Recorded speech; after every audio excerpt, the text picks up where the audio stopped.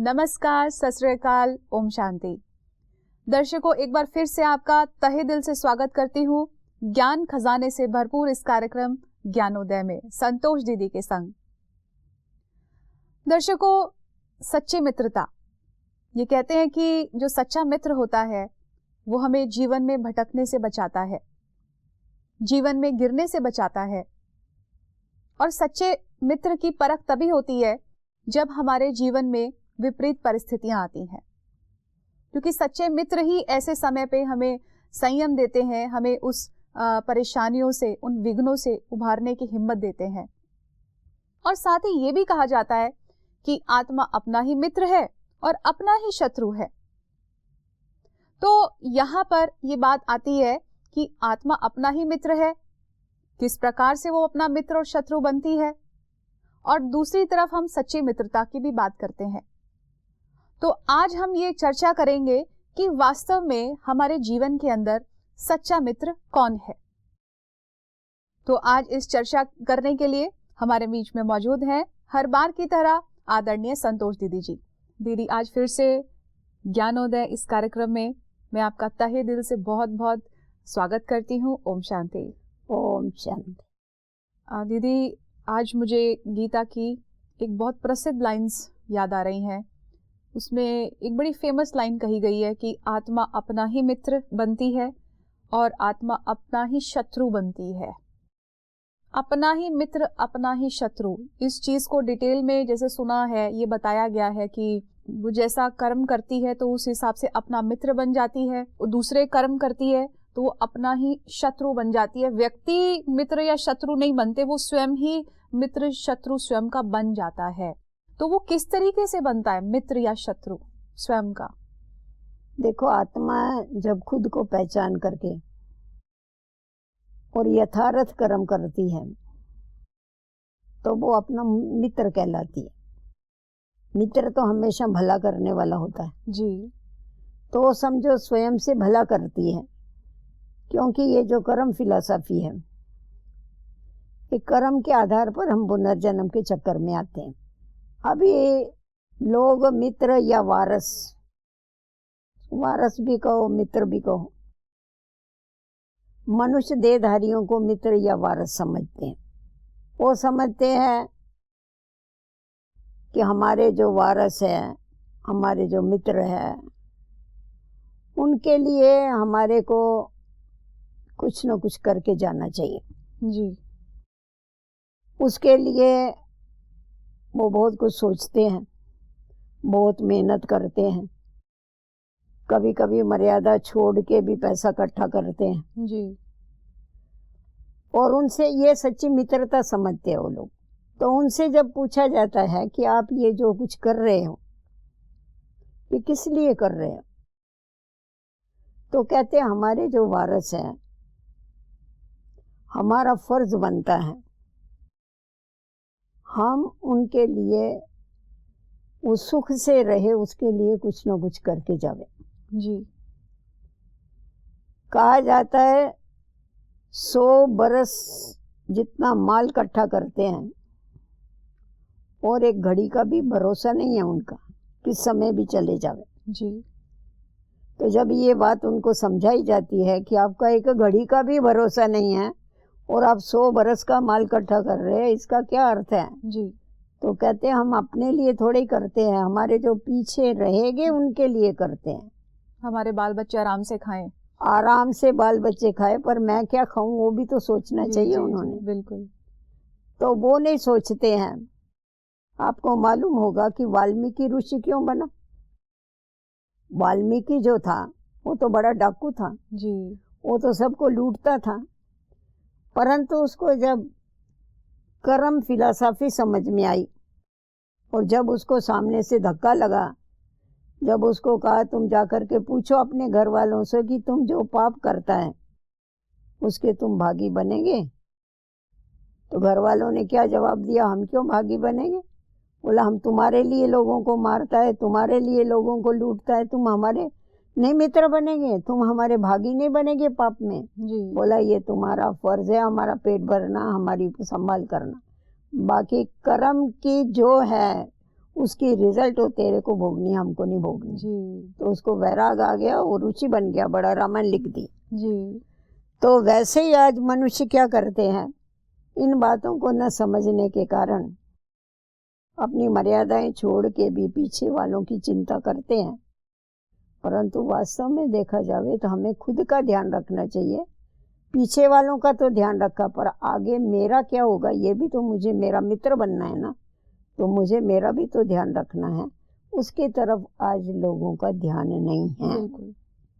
अगर वो ध्यान करे तो उनके कर्मों में श्रेष्ठता आ जावे और वो अपने मित्र बन जाए। जी वो कहते देखो हमारे को तो वारस चाहिए। किसके लिए वारस चाहिए? जिनके नाम पर हम वसीयतनामा लिख करके जावे। उसमें भी खास उनको लड़का चाहिए, लड़की नहीं चाहिए, जी जो उनका नाम वाला करे। अभी आप मेरे को बताओ, धृतराष्ट्र को 100 बेटे थे, फिर उसका क्या नाम वाला हुआ? जी बेटे हम नाम सभी वाला जानते करते हैं, ना, बिल्कुल तो 100 बेटे थे उसके, फिर उसका क्या नाम वाला हुआ? बिल्कुल भी नहीं। आज कोई भी अपने ऊपर धृतराष्ट्र नाम नहीं रखता है। जी भीष्म पितामह नाम रखेंगे, जी परंतु धृतराष्ट्र कोई का नहीं नाम रखेगा। नहीं रखते हैं। जी तो आप बताओ वारस कौन हुए? उसके कर्म उसके वारस हुए, जी जी जी या ये वारस हुआ? नाम किसने वाला किया? जी 100 करोड़ का कोई बड़ी बिल्डिंग बनाता है देश में चाहे विदेश में, इधर उधर, और उसके ऊपर नाम लिख देता है विवेकानंद महाविद्यालय। जी उसके कौन से बच्चे ने नाम वाला किया? जी बिल्कुल। नाम वो दूसरे महान पुरुषों का रख रहा है, कोई नहीं था। उसका अपना नहीं। उसके कर्म, जी जी जी उसके कर्म उसका नाम वाला कर, मित्र बने जी, उसके जी, कर्म। जी, ओ इसीलिए हमारे कर्म जो है वही हमारे मित्र है, वही हमारे सच्चे वारस है। जी जी जी तो हमें अपने कर्म ऐसे श्रेष्ठ करने चाहिए। बाकी हमारे वो मित्र बनेंगे, हमारा नाम बाला करेंगे, कोई किसी का नाम बाला नहीं कर सकता। जी तो जो हमारी फर्ज अदाई है वो तो भले करो, परंतु आगे की अपनी भी तो सुध रखो। जी एक बड़ा अच्छा दृष्टांत बताते हैं कि एक तोता था, वो गेहूं की खेत में चला गया, गेहूं लगा हुआ था, छोटी सी तो चोंच होती है उसकी, पर उसने क्या किया, उसमें से 4 बलियां निकाल दिया, 4 ऐसे दानों की डांडियां, और लेकर के उड़ने लगा। तो इतने में उधर किसान आ गया। किसान ने कहा अरे तोता राम, तेरा पेट तो बहुत छोटा है, 4 बलियां क्या करेगा तू? जी तो बोला इसका कारण है, एक जो बलि है ये मैं कर्ज उतारने के लिए लेके जा रहा हूँ, दूसरी जो बलि है वो मैं कर्ज चढ़ाने के लिए लेके जा रहा हूँ, तीसरी बलि है मैं परोपकार के लिए लेके जा रहा हूँ, और चौथी बलि जो है वो मैं शरीर निर्वाह के लिए लेके जा रहा हूँ। उसने कहा मैं तो भाई, तू तो बहुत ज्ञानी है, मेरे को तो कुछ समझ में नहीं आया, तुम मेरे को बताओ इसका अर्थ क्या है। तो तोते ने कहा देखो, जो पहली बलि है कर्ज उतारने वाली, मेरे माता पिता ने मेरे को जन्म दिया, बड़ा किया, पाला पोसा, उनका कर्जा मेरे ऊपर है। अभी वो वृद्ध हो गए हैं, तो एक बलि वो कर्जा उतारने के लिए उनके लिए लेके जा रहा हूँ, दूसरा कर्ज चढ़ाने के लिए लेके जा रहा हूँ, मेरे बच्चे बहुत छोटे हैं, वो उड़ नहीं सकते हैं, अभी उनके लिए मैं ये लेके जा रहा हूँ, उन पर कर्जा चढ़ा रहा हूँ, क्योंकि वो बड़े हो गए, जब मैं वृद्ध होगा तो वो अपना कर्जा उतारे। जी तीसरा जो मैं परोपकार के लिए बलि लेके जा रहा हूँ, वो मेरा पड़ोसी तोता है, वो बूढ़ा हो गया है, वो उड़ नहीं सकता है, बीमार है, तो ये मैं परोपकार के लिए उसको जाके दूंगा। और चौथा जो है वो शरीर निर्वाह के लिए, मेरे को भी तो पेट है, मेरे को भी तो खाना है, इसीलिए मैं लेके जा रहा हूँ। जी तो देखो पंछियों को भी अगर इतना ज्ञान है, इतनी समझ है, तो हमारे जो कर्म हैं, पुण्य कर्म, वो ही हमारे साथ में चलने वाले हैं। जी पुण्य कर्मों की जो पूंजी है वो हमारे साथ में चलती है, अगर पाप कर्म करते हैं तो वो हमारे साथ में चलते हैं। आज देखो किसी के पास भी धन पदार्थ है तो क्या कहते हैं, हमारे पिछले जन्म के पुण्य हैं। जी परंतु ये ध्यान में रखना चाहिए कि पिछले जन्म तुमने अच्छे कर्म किए, इसीलिए आज तुम्हारे को इतनी सुख सुविधाएं मिली। अभी वो सिर्फ खा के खलास नहीं करो, अभी दूसरे जन्म के लिए फिर से वापस पुण्य कर्म करो जी। कोई लोग क्या समझते हैं कि हमने एक बारी कर लिया ना तो ये हमारा जन्म जन्मांतर चलता रहेगा। जन्म जन्मांतर नहीं चलेगा जी। हर जैसा किसान है हर बरस खेती बोता है तभी तो खाता है जी। तो वैसा हर जन्म में हमको ऐसे श्रेष्ठ कर्म करने हैं जो हम अपने मित्र बने, हम अपने हमारे कर्म ही हमारे वारस बने और हमारे को सदा के लिए सुख दे। जी जी जी। तो ये है अपना मित्र बनना। और अगर हम अज्ञानतावश, स्वार्थवश, मोहवश, विकारों के वश कोई भी कर्म करते हैं तो हम आत्मा अपना दुश्मन बन जाती है, शत्रु बन जाती है जी। क्योंकि जैसे कर्म करते हैं वैसा हमारे को भोगना जरूर पड़ता है। ये कर्म क्षेत्र है जी। तो इसीलिए कहा जाता है जीवात्मा अपना मित्र और अपना ही शत्रु होता है। जी। ये आपने बड़ी अच्छी बात कही है कि जो सच्चे मित्र हमारे अपने कर्मी है। और वैसे भी दुनिया में भी देखें सच्चे मित्र वो होते हैं जो हमें बुराई के रास्ते पर जो है बचाते हैं कि हम ना जाएं, हमें गिरने से बचाते हैं, हमें बुरे वक्त में भी काम आते हैं। ये सच्चे मित्र की निशानियां बताई गई हैं। और ये आपने इतनी अच्छी बात कही है कि सच्चे मित्र वास्तव में हमारे कर्म है जो हमें शायद कोई जीवन में ऐसी कोई विपरीत परिस्थिति आ गई या कोई ऐसी बात आ गई तो वहां पर हमें गिरने से बचा लेते हैं। अनेक बाधाएं जो हमारे जीवन में आती है ना वहां से बचा लेते हैं। और दूसरी चीज ये कि भी हम आमतौर पे क्या कहते हैं, यदि कोई व्यक्ति की मृत्यु होती है तो क्या कहते हैं कि खाली हाथ आए थे लेकिन खाली हाथ जाना है। लेकिन आपने जैसे बताया कि खाली हाथ व्यक्ति नहीं जाता, अपनी जो खाली हाथ आता भी नहीं। हाँ जी बिल्कुल, क्योंकि हाँ ये हो सकता है पुण्य का खाते से खाली हाथ होगा पर पाप का खाता तो होगा उसके। जी जी जी जी जी। तो वो लेकर भी जा रहा है और अगले जन्म में वो अपने साथ जो है ये पूंजी लेकर के जा रहा है और पूरी उम्र ये उस भ्रम में रहता है कि मुझे ये जो पूंजी है अपने बच्चों को देनी है, अपने वारिस को देनी है ताकि ये संभाले आने वाली पीढ़ी। लेकिन शायद ये भूल जाता है कि बच्चे जो वारिस हैं वो तो अपना भाग्य का अपने आप खा ही रहे हैं। तो देखो ना बहन, अगर समझो वारिस को तुमने दिया वो नालायक निकले तो तुम्हारी पूंजी कहाँ गई? वो तो सब खत्म कर देगा जी। और बहुत करके हम देखते हैं जिनको ऐसा बहुत माल मिल जाता है बच्चों को, वो ऐसा ही उड़ा देते, वो बिगड़ जाते हैं, ऐसा ही उड़ा देते हैं वो जी। इसका मतलब सच्चे वारिस जो है हमारे पुण्य कर्म ही है, हमारे जो है जीवन में श्रेष्ठ कर्म ही है। यहाँ से मुझे एक बात ध्यान में आ रही है, कई लोग जो है अपने जीवन के अंदर परमात्मा को वारिस बना लेते हैं। ये बात जरा आप स्पष्ट नहीं होती कि किस तरह से भगवान तो निराकार है, वो तो दिखता भी नहीं है, वो कैसे वारिस बनाया जा सकता है, आप क्या कहेंगे?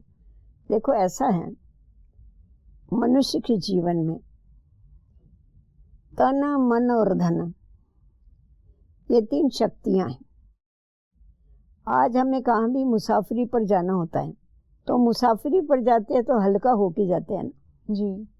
अगर आपको समझो कहाँ बद्रीनाथ जाना है, कहाँ केदारनाथ जाना है, कहाँ भी जाना है, माउंट आबू में आना है, अगर आप सारा असबाब घर का उठा करके जाना चालू कर देंगे, पॉसिबल है? नहीं। आप क्या करेंगे? आपको जिन चीज़ों की आवश्यकता है हल्की वाली चीज़ें लेंगे और दूसरे के लिए आप वो पैसा लेके जाएंगे जी। पैसा उठाना सहज होता है। तो उसी प्रकार जीवन ये एक मुसाफरी है।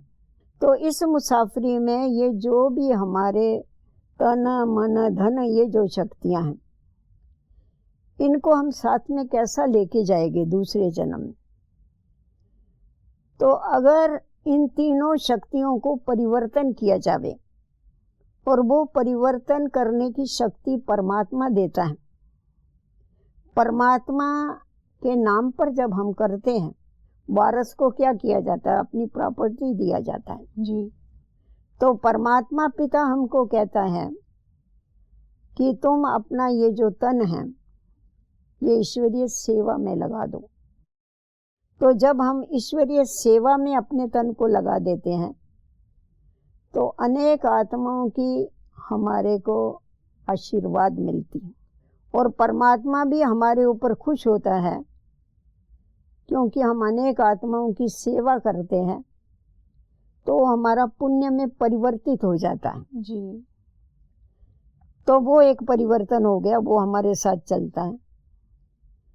जब भी हम अपना मन ईश्वर के साथ लगाते हैं तो हमारा मन एकाग्र हो जाता है, निरोगी बन जाता है। और वो जो निरोगी मन है ईश्वर के साथ लगने के बाद, वो हम जब नया जन्म लेते हैं तो वहाँ भी हमारा वैसा ही जीवन जो है वो एकाग्र होकर के चल सकता जी।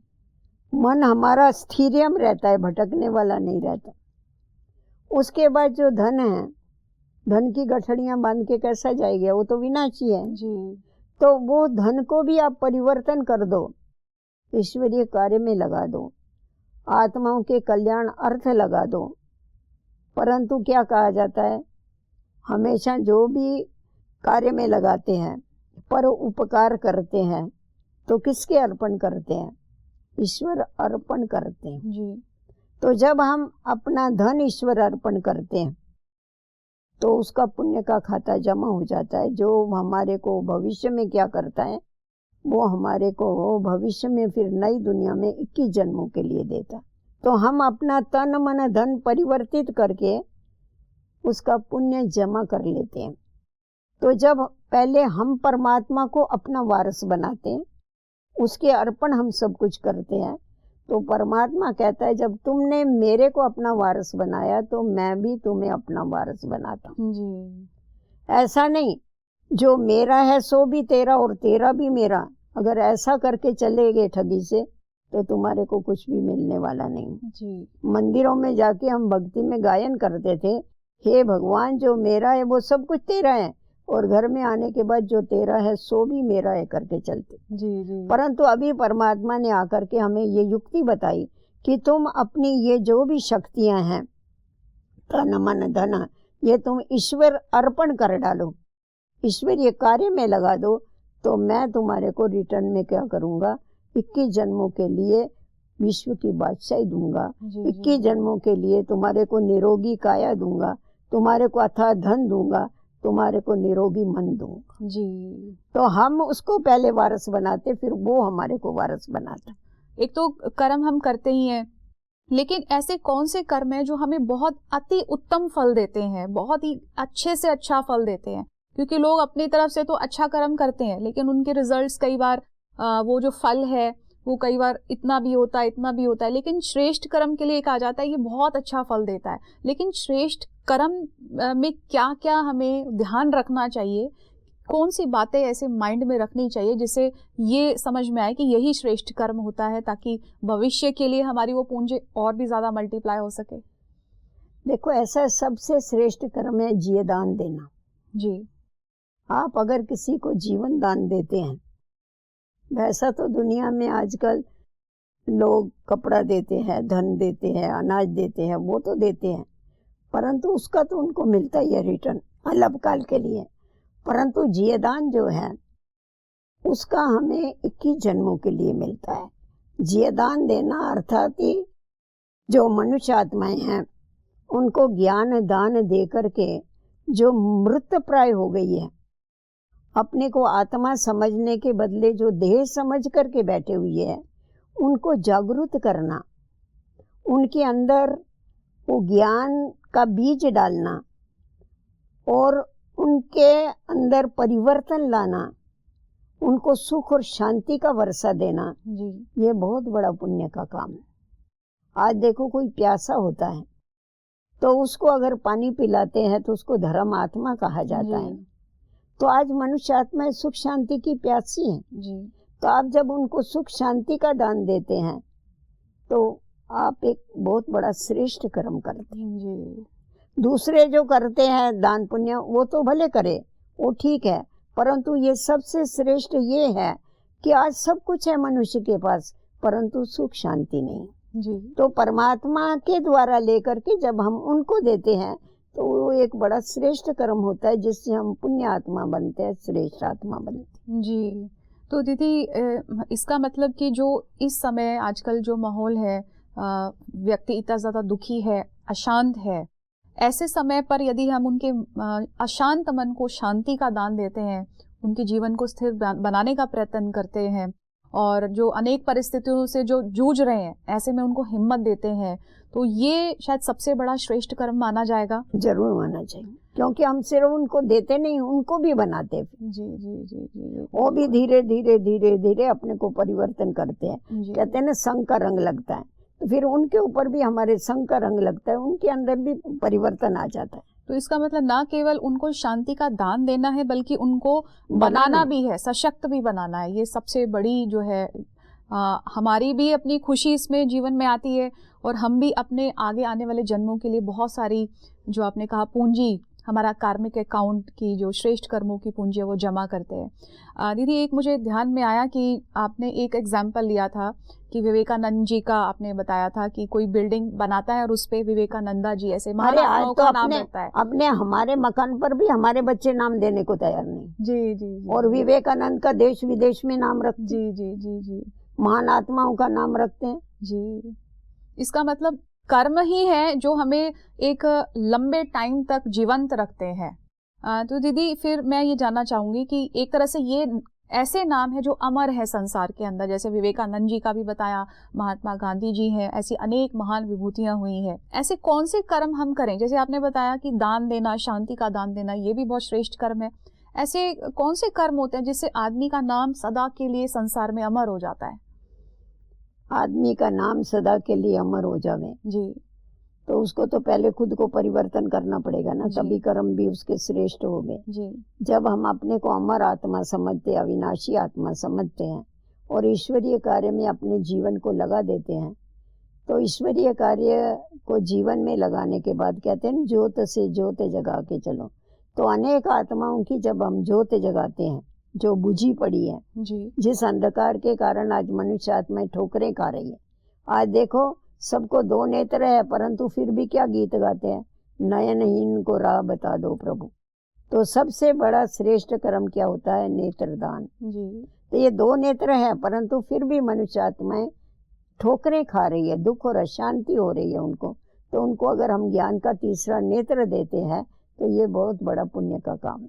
नेत्रदान ये महादान कहा जाता है ना। जी, तो लोग क्या कहते हैं, मरने के बाद हमारे इन नेत्रों का दान देना, पर हम जीते जी उनको तीसरे नेत्र का दान देते हैं, जिसके कारण उनका जीवन एकदम परिवर्तन हो जाता है। जो आपने ये बात बताई है, मुझे एक बात समझ में आई है कि आज व्यक्तियों के पास जीवन तो है लेकिन उनकी आत्मा मृत है, आत्मा मरी हुई है। तो आपने बहुत सुंदर बात बताई है कि ऐसे समय पे यदि हम एक तरह से अंदर से मृत आत्मा जो हो चुकी है उसको जीवन का दान देते हैं, जो अमर आत्मा कही जाती है कि आत्मा अजर है, अमर है, अविनाशी है, तो उसमें एक रोशनी दे करके उसको यदि अमर बनाते हैं तो ना केवल हम अपने जीवन को भी अपने अमर बना लेते हैं, बल्कि जो हमारा नाम है संसार में वो एक श्रेष्ठ कर्मों के माध्यम से भी जाना जाता है।